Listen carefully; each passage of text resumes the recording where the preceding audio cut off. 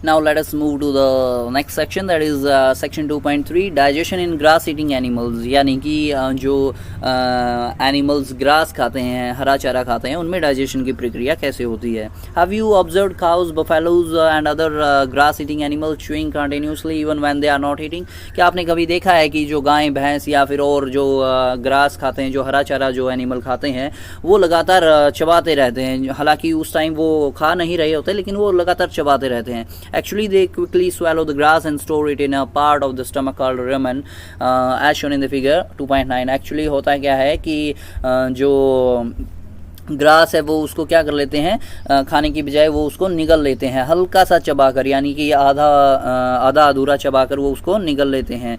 और फिर वो क्या करते हैं, उसको एक पार्ट में, यानी स्टमक का एक पार्ट होता है रुमन, उसमें उसको स्टोर कर लेते हैं, जैसा कि फिगर 2.9 में दर्शाया गया है। आप यहाँ पर फिगर 2.9 में देख सकते हैं डाइजेस्टिव सिस्टम ऑफ रमिनेंट। ओके, तो रमिनेंट यानी कि वही जो जानवर होते हैं जो हरा चारा खाते हैं, उनमें एक पार्ट होता है रुमन, और जिनमें रुमन होता है उनको रमिनेंट बोलते हैं। तो देखते हैं इस गाय में आपको रुमन जो है नज़र आ रहा होगा। ओके, तो चलिए हम इसको थोड़ा सा अच्छे से और पढ़ लेते हैं कि ये हमें आगे क्या बताने वाला है। ओके, तो जो ग्रास ईटिंग जो एनिमल होते हैं, उनके स्टमक का एक पार्ट होता है रुमन, और उसी में वो जो अध पचा या आधा चबाया हुआ जो ग्रास है उसको स्टोर कर लेते हैं। Okay, here the food gets partially digested and is called cud. और यहाँ पर जो फूड है वो पार्शली डाइजेस्टेड होता है, यानी पूरी तरह से पचा हुआ नहीं होता, जिसको कि हम कड बोलते हैं। ओके, पहली wants to know why these animals can not chew food properly at the time they take in. और पहली जानना चाहती है कि जब वो खाना खा रहे होते हैं तब वो अच्छे से क्यों नहीं पचा लेते। भूजो wants to know why we can not digest cellulose like the cattle do. और भूजो ये जानना चाहता है कि हम सेल्यूलोज को क्यों नहीं पचा सकते, जैसे कि गायें और बैल ये करते हैं। ओके, जैसा कि कैटल है यानी गाय बैल जो होते हैं, ओके, ये सभी जो ग्रास खाने वाले एनिमल्स है, जैसे ये करते हैं, हम सेल्यूलोज को क्यों नहीं पचा पाते। But later the cud returns to the mouth into small lumps and the animal chews it. और कड्स जो होता है, जो कड होता है यानी जो रुमन में प्रेजेंट होता है, तो वो बाद में बाहर आता है और लम्प्स की फॉर्म में ये आता है, छोटे छोटे थैलेडों के रूप में या छोटे छोटे पार्ट के रूप में ये बाहर आता है, उनके मुंह में आता है, फिर वो एनिमल उसको चबाता है। और this process is called rumination, और इस प्रोसेस को हम क्या बोलते हैं, rumination. And these animals are called ruminants, और इन एनिमल्स को हम क्या बोलते हैं, रमिनेंट्स बोलते हैं। Okay, the grass is rich in cellulose. जो ग्रास होता है, जो हरा होता है चारा, हरा चारा होता है, वो सेल्यूलोज में सेल्यूलोज उसमें काफ़ी मात्रा में होता है। Okay, a type of carbohydrate in ruminants like cattle, deer etcetera, bacteria present in rumen helps in digestion of cellulose. Many animals including humans cannot digest cellulose. अब ये जो सेल्यूलोज है ये क्या है, ये एक तरह का कार्बोहाइड्रेट है। ओके, और काफ़ी जो रमिनेंट्स होते हैं जैसे कि कैटल है, डियर है, इनमें क्या होता है, एक बैक्टीरिया प्रेजेंट होता है। ओके, र्यूमेन के अंदर, जो कि उनको सेल्यूलोज डाइजेस्ट करने में हेल्प करता है। और काफ़ी ज़्यादा एनिमल्स इंक्लूडिंग ह्यूमंस को इंक्लूड करते हुए सेल्यूलोज को हम भी और काफ़ी ज़्यादा एनिमल्स भी जो है डाइजेस्ट नहीं कर पाते। Animals like horses, rabbit etcetera have a large sac like structure called caecum between the oesophagus and the small intestine as shown in the figure 2.9। कुछ एनिमल्स जैसे कि घोड़ा है, खरगोश है, रैबिट है, ओके, ये इनके पास क्या होता है, एक सैक लाइक स्ट्रक्चर होता है, एक बैग की तरह का स्ट्रक्चर होता है, जिसको हम सिकम बोलते हैं, जो कि कहाँ पर प्रेजेंट होता है, जो कि ईसोफेगस और स्मॉल इंटेस्टाइन में प्रेजेंट होता है। आप यहाँ पर ये देख सकते हैं कि ये जो है ये आप सीकम यहाँ पर देख सकते हैं। ओके, फिगर 2.9 के अंदर। और ये जो है ईसोफेगस यानी कि जो हमारी फूड पाइप होती है और स्मॉल इंटेस्टाइन होते हैं, उनके बीच में होता है। तो जैसा कि अभी आपने फिगर में भी देखा, और the cellulose of the food is digested here by the action of the certain bacteria which are not present in humans. और यहाँ पर जो सेल्यूलोज का जो डाइजेशन है, जो सेल्यूलोज की पाचन क्रिया है, वो यहाँ पर होती है एक बैक्टीरिया की मदद से, जो कि ह्यूमंस के अंदर अंदर प्रेजेंट नहीं होता। So for you have learned about animals which possesses the digestive system, but there are many small organisms which do not have a mouth और डाइजेस्टिव सिस्टम। ओके, अभी आपने देखा कि कुछ एनिमल्स जो कि जिनका डाइजेस्टिव सिस्टम आपने देखा, ओके, उनके डाइजेस्टिव सिस्टम के बारे में आपने पढ़ा, लेकिन यहाँ पर कुछ ऐसे भी ऑर्गेनिजम्स हैं, ऐसे भी जीव हैं जिनके पास ना तो खाने को मुंह होता है, ना कोई डाइजेस्टिव सिस्टम होता है। Okay, then how do they acquire and digest food, तो फिर वो कैसे फूड को लेते हैं और कैसे उसको डाइजेस्ट कर पाते हैं। In the section below you will learn another interesting way of food intake, और अगले ही सेक्शन में आपको एक बड़ा ही मज़ेदार किस्सा सुनने को मिलेगा, अच्छा कुछ सीखने को मिलेगा कि मतलब उनके पास कैसे जो ऐसे जीव होते हैं कैसे वो फूड को इनटेक करते हैं, कैसे बॉडी के अंदर लेते हैं और कैसे वो उनको पचाते हैं। तो चलिए हम इस इंटरेस्टिंग सी चीज़ को पढ़ ही लेते हैं, और ये है section 2.4, that is feeding and digestion in amoeba. यानी अमोएबा के अंदर, अमोएबा क्या है, एक सिंगल सेल्ड माइक्रोस्कोपिक ऑर्गेनिज्म है जो कि जैसे जो स्टेगनेंट वाटर बॉडीज़ है उनमें ज़्यादातर पाया जाता है, जैसे गाँव में तालाब होते हैं या कहीं और झील वगैरह, या जहाँ पर स्टेगनेंट वाटर हो के जो जहाँ पर जो पानी है वो काफ़ी लंबे समय से रुका हुआ हो, ज़्यादातर ये वहाँ पर पाया जाता है। Okay, let us study about this. Amoeba is a microscopic single celled organism found in pond water. Okay, जो अमोएबा है एक माइक्रोस्कोपिक जो सिंगल सेल ऑर्गेनिज्म है, यानी कि इसमें एक ही सेल है और ये माइक्रोस्कोपिक है, यानी कि सूक्ष्म है, काफ़ी ज़्यादा नन्हा है। ओके, इसको माइक्रोस्कोप के द्वारा देखा जा सकता है और ये तालाब में के पानी में पाया जाता है। Amoeba has a cell membrane rounded and dense nucleus and many small bubble-like vacuoles as shown in the figure 2.10। जैसा कि आप फिगर 2.10 में देख पा रहे हैं कि जो अमोएबा है उसके पास क्या होता है, एक सेल मेम्ब्रेन होती है। ओके, और राउंडेड डेंस न्यूक्लियस होता है, यानी कि गहरा एक घना जो है वो न्यूक्लियस होता है इसके पास, और काफ़ी ज़्यादा बबल लाइक वैक्यूल्स होते हैं, बबल लाइक वैक्यूल्स इसके अंदर होते हैं काफ़ी ज़्यादा। ओके, जिनको हम फूड वैक्यूल बोलते हैं, जैसा कि आप फिगर 2.10 में देख पा रहे हैं। इन इट्स साइटोप्लाज्म, और किस में होते हैं ये, उसके साइटोप्लाज्म में। साइटोप्लाज्म क्या होता है, उसके अंदर का जो एक लिक्विड होता है, जैसे कि हमने पहले भी पढ़ा है कि सेल के अंदर साइटोप्लाज्म होता है, और उस साइटोप्लाज्म में इसके पास क्या है, फूड वैक्यूल्स हैं। Okay, amoeba constantly changes its shape and position. Amoeba जो है लगातार अपनी शेप और पोजिशन चेंज करता रहता है, यानी अपना आकार और अपनी जगह चेंज करता रहता है।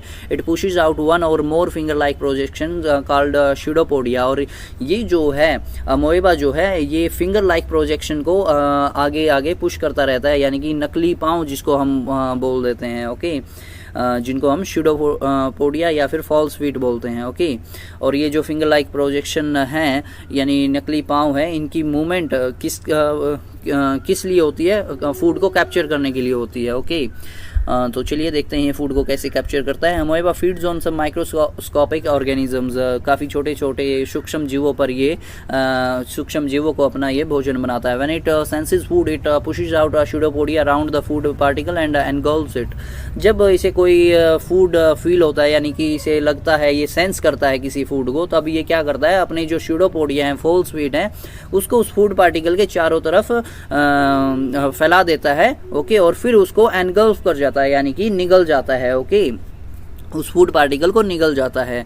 The food becomes trapped in the food vacuole as shown in the figure 2.10। जैसा कि फिगर 2.10 में आप देख पा रहे होंगे कि यहाँ पर ये क्या कर रहा है, ये फूड है। ओके, फूड पार्टिकल है, ये दोनों इसके क्या हैं, ये इसके स्यूडोपोडिया हैं। ओके, ये इसको इसके चारों तरफ फैलाएगा, फिर क्या करेगा, इस चारों तरफ से इसको कवर कर लेगा। ये फूड अब तक फूड वैक्यूल में फंस चुका होगा। Okay, digestive juices are secreted into the food vacuole. अब उस फूड वैक्यूल में क्या है, जो डाइजेस्टिव जूसेस हैं उनको सिक्रेट किया जाएगा, उनको रिलीज किया जाएगा, ताकि they act on the food and break it down into similar substances, ताकि जो फूड वैक्यूल के अंदर जो फूड प्रेजेंट है उस पर जो डाइजेस्टिव जूसेस हैं जो सिक्रेट किए गए हैं फूड वैक्यूल के द्वारा, वो उस फूड पर एक्ट करना शुरू कर दें और उस फूड को सिमिलर सब्सटेंसेस में तोड़ दे। Gradually the digested food is absorbed, और धीरे धीरे क्या होता है, जो डाइजेस्टेड फूड है उसको एब्जॉर्ब कर लिया जाता है। The absorbed substances are used for growth, maintenance and multiplication. और जो एब्जॉर्ब सब्सटेंसेस है, जो ये एब्जॉर्ब करता है, वो ये यूज़ करता है अपनी ग्रोथ के लिए, मेंटेनेंस के लिए और मल्टीप्लिकेशन के लिए, यानी कि और बढ़ने के लिए। Okay, the undigested residue of the food is expelled out by the vacuole. अब जो अनडाइजेस्टेड यानी कि जो बिना पचा हुआ है, जो शेष बची हुई संपत्ति है, कौन सी संपत्ति? फूड की संपत्ति, जिसने इसको एनगल्फ किया था, वो अब ये क्या करता है, ये एक्सपेल कर देता है, ओके, जो मतलब बाहर फेंक देता है। कहाँ से? आउटसाइड बाय द वैक्यूल, यानी कि अपने अंदर से बाहर वैक्यूल के थ्रू बाहर फेंक देता है। ये देखिएगा, ये अब जो इजेस्टेड वेस्ट है, ओके, ये अनडाइजेस्टेड है और इजेस्टेड है, यानी कि इसके पचा नहीं, और ये यहाँ पर इजेस्टेड यानी कि ये बाहर निकाला गया वेस्टेज है, ओके। तो ये ऐसे सब्सटेंस को, यानी कि जो बिना पचा है, उसको वैक्यूल के द्वारा बाहर निकाल देता है। The basic process of digestion of food and release of energy is the same in all animals, okay. जो बेसिक स्ट्रक्चर है, डाइजेशन की जो बेसिक प्रक्रिया है, वो सभी के सभी ऑर्गेनिज्म में क्या है? सेम है। In a later chapter you will learn about the transport of food absorbed by the intestine to the various parts of the body. और बाद में एक चैप्टर होगा जिसमें कि आप फूड का ट्रांसपोर्टेशन के बारे में पढ़ेंगे कि फूड जो है हमारे डिफरेंट बॉडी पार्ट्स तक कैसे पहुंचता है, कैसे ट्रांसपोर्ट होता है, ओके। यानी कि जो इंटेस्टाइन में जो फूड है, इंटेस्टाइन एब्जॉर्ब करती है, वो हमारे वेरियस बॉडी पार्ट्स तक कैसे पहुंचता है। तो here the chapter ends and before closing you must have a look over the keywords that we have studied in this chapter, okay. Have a look over these keywords. You can pause the video and then you can have a look and know whether you really know these keywords or not, okay. Now let us study about what we have learned till now. Animal nutrition includes nutrient requirement, mode of intake of food and its utilization in the body. जो animal nutrition है उसमें क्या क्या आता है कि nutrient requirement आता है, mode of intake of food यानी कि फूड को अंदर लेने का तरीका, अलग अलग क्या तरीके हो सकते हैं फूड को लेने के लिए, और उसको यूटिलाइज कैसे किया जाता है बॉडी के अंदर. The human digestive system consist of alimentary canal and secretory glands. It consist of buccal cavity, oesophagus, stomach, small intestine, large intestine ending in rectum and anus. Okay, जो ह्यूमन का digestive system है वो alimentary canal और secretory glands यानी कि elementary canal और जो ग्रंथियां हैं जो कि कुछ जोसेस सिक्रेट करती हैं उनसे मिलकर बना है. और इट कंसिस्ट ऑफ पहला जो है बकल कैविटी, इसोफेगस जिसको हम फूड पाइप बोलते हैं, स्टमक है, स्मॉल इंटेस्टाइन है यानी कि जो छोटी आंत है, लार्ज इंटेस्टाइन है, बड़ी आंत है, ending in the rectum and anus. Okay, The main digestive glands which secrete digestive juices are salivary gland. जो main digestive glands है, ग्रंथियाँ हैं जो कि जूस सिक्रेट करती हैं, वो जैसे कि salivary glands हैं, ओके, जो हमारी बकल कैविटी में प्रेजेंट होती हैं. The liver and the pancreas, liver है, ओके, पेनक्रिया है, the stomach wall and the wall of the small intestine also secrete digestive juices. और जो हमारी पेट की दीवारें हैं और छोटी आंत की जो दीवारें हैं वो भी डाइजेस्टिव जूसेस को सिक्रेट करती हैं, रिलीज करती हैं. The modes of feeding very in different organism. जो मोड है यानी कि जो तरीका है खाना खाने का वो हर एक ऑर्गेनिज्म में अलग अलग हो सकता है. ओके, और काफ़ी सारे ऑर्गेनिज्म में वो अलग अलग भी है जैसा कि हमने इस चैप्टर में पढ़ा. Nutrition is a complex process involving ingestion, digestion, absorption, assimilation and egestion. जो न्यूट्रिशन है वो क्या है, कॉम्प्लेक्स प्रोसेस है, काफ़ी जटिल जो है वो प्रोसेस है. ओके, जिसमें कि इंजेशन, डाइजेशन, एब्जॉर्प्शन, एसिमिलेशन और इजेशन ये सभी जो है प्रोसेसेस होते रहते हैं. ओके, टाइम टू टाइम जैसे ही हमारी डाइजेशन की प्रक्रिया होती है. Digestion of carbohydrate like starch begins in the buccal cavity. और जो कार्बोहाइड्रेट का जो डाइजेशन है जैसे कि स्टार्च है वो हमारी मुख गुहा में ही शुरू हो जाता है, बकल कैविटी में ही शुरू हो जाता है. The digestion of protein start in the stomach. जो प्रोटीन का डाइजेशन है, प्रोटीन की पचने की जो क्रिया है वो कहाँ पर शुरू होती है, स्टमक में यानी पेट में. The bile secreted from the liver, the pancreatic juice from the pancreas and the digestive juice from the intestinal wall complete the digestion of all the components of food in the small intestine. यानी कि जो bile secrete होता है liver से, जो pancreatic juice release होता है pancreas से, और जो डाइजेस्टिव जूस जो हमारी इंटेस्टाइनल वॉल है यानी कि आंत की जो दीवारें हैं उससे जो डाइजेस्टिव जूस रिलीज होता है वो क्या करती हैं, ये तीनों चीज़ें मिल करके कंप्लीट करती हैं डाइजेशन को. ओके, सभी कंपोनेंट्स के फूड के सभी कंपोनेंट्स का डाइजेशन हमारी छोटी आंत में होता है. तो the digested food is absorbed in the blood vessel, the digested food is absorbed in the blood vessels from the small intestine. और जो स्मॉल इंटेस्टाइन है उससे जो डाइजेस्टेड फूड है वो ब्लड वेसल्स सोख लेती है। ओके, कहाँ से? स्मॉल इंटेस्टाइन से। The absorbed substances are transported to different parts of the body. Water and some salt are absorbed from the undigested food in the large intestine.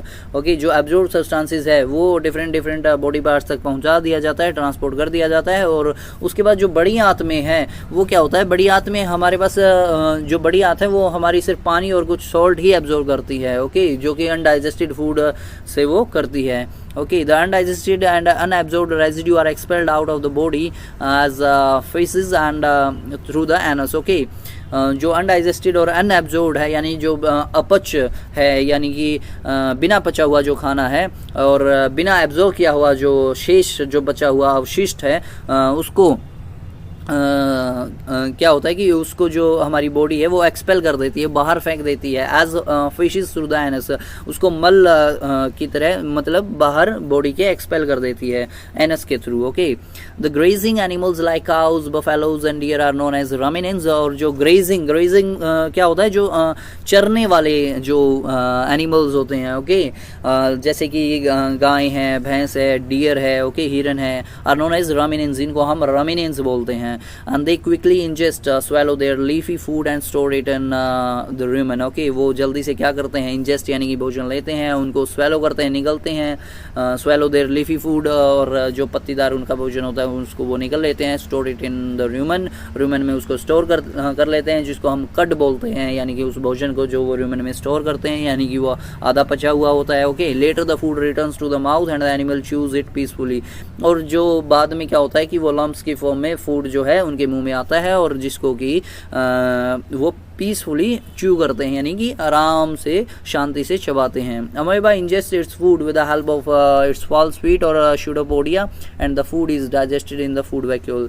जो amoeba है जो कि सिंगल सेल्यूलर ऑर्गेनिज्म है वो क्या करता है कि वो अपने फॉल्स फीट नकली पाँव जिनको हम कह सकते हैं स्यूडोपोडिया जो हैं उनके द्वारा फूड को इंजेस्ट करता है, अंदर लेता है और जो फूड है उसको डाइजेस्ट करता है फूड वैक्यूल में। ओके, तो ये सारा जो था अभी तक हमने इस चैप्टर के अंदर पढ़ा।